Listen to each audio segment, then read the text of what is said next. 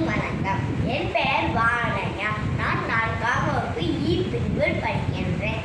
நாடு பார்த்ததுண்டா, இந்த நாடு பார்த்ததுண்டா, தன் வாழ்வு பார்க்காமல் தன் வீடு பார்க்காமல் நம் நாட்டுக்கு விழுத்தவரை இந்த நாடு பார்த்ததுண்டா.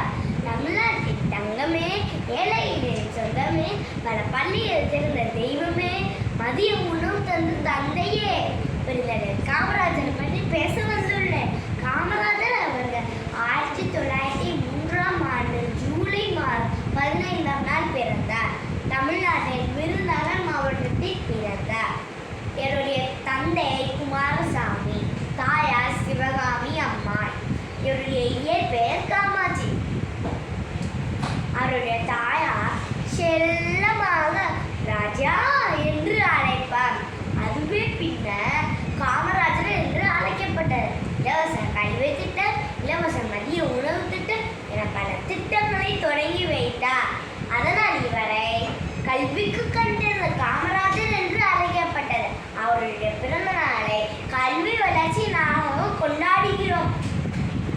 தமிழ்நாட்டை அவர் ஆட்சி செய்த காலம்தான் இன்று வரை பொற்காலம்.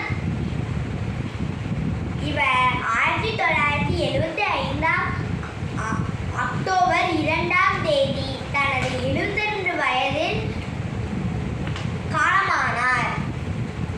இப்படி ஒரு தலைவரை நம்மால் பார்க்க முடியுமா? காமராஜர் தந்த கல்விக்கு முன்னெடுத்து நான் கூறுபோம் நன்றிக்கு முன்னெடுத்துல நன்றி சொல்லி, 5 வணக்கம் சொல்லி, 7